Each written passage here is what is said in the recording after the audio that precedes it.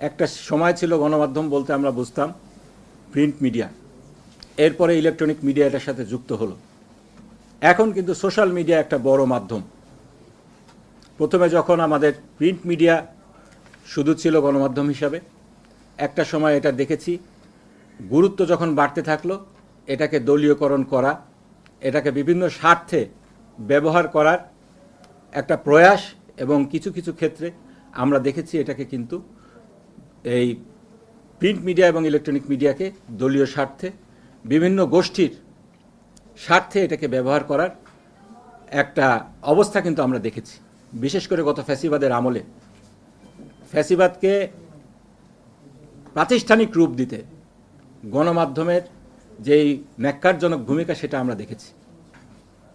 এখানে গণমাধ্যম বলতে গণমাধ্যম কর্মী না, আমাদের এই গণমাধ্যমের যে বিষয়টা দেখা যাচ্ছে যে অনেক ক্ষেত্রেই গণমাধ্যমের যারা মালিক, যারা এখানে ইনভেস্ট করেন, তাদের একটা উদ্দেশ্য থাকে। অনেক ক্ষেত্রেই দেখা যায় তারা ব্যবসায়ী, এবং ব্যবসার স্বার্থে সরকারের সাথে তাদের সম্পর্ক রাখতে হয়, বিভিন্ন কায়েমি স্বার্থবাদী মহলের সাথে সম্পর্ক রাখতে হয়, যার কারণে গণমাধ্যম স্বাধীনভাবে কথা বলতে পারে না। এজন্য আমি বলবো, গণমাধ্যমকে যদি আমাদের গণতন্ত্র এবং রাষ্ট্র বিনির্মাণের ক্ষেত্রে এফেক্টিভ ভূমিকা রাখতে হয়, তাহলে এই যে মালিক পক্ষ, ব্যবসায়ী পক্ষ, কিংবা বিভিন্ন রাজনৈতিক দলের যারা গুরুত্বপূর্ণ সদস্য রয়েছেন, তাদের মালিকানা এবং কন্ট্রোল, এই বিষয়টাকে নিয়ন্ত্রণ করতে হবে।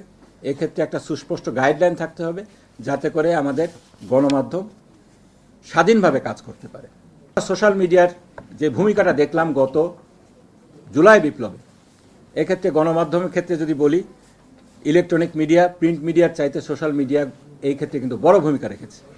সরকার চেষ্টা করেছে এই সোশ্যাল মিডিয়ার টুটি চেপে ধরতে, ইন্টারনেট বন্ধ করে দেওয়া হয়েছিল, তারপরেও কিন্তু এক্ষেত্রে খুব বেশি একটা সুবিধা সরকার করতে পারেনি। সোশ্যাল মিডিয়ার ক্ষেত্রে রেগুলেশন করার জন্য অনেক চেষ্টা চলছে। এক্ষেত্রে দুই দিকেই সমস্যা রয়েছে। সোশ্যাল মিডিয়াতে কিন্তু এক্সপ্লয়েট করা, মিথ্যা ইনফরমেশন ছড়ানো এবং ম্যানিপুলেট করে অ্যালগরিদম ইউজ করে এটাকে বিভিন্ন স্বার্থে ব্যবহার করা, এটাও কিন্তু শুরু হয়ে গিয়েছে আমরা দেখছি।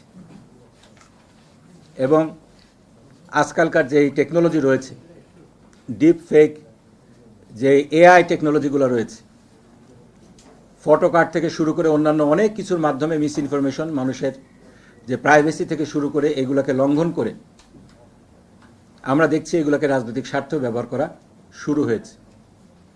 এক্ষেত্রে যেমন সেই ফ্যাসিবাদী আমলের ড্র্যাকোনিয়ান ল, নিবর্তনমূলক যেই আইন ছিল, আইসিটি অ্যাক্ট, সেটাও কাম্য নয়।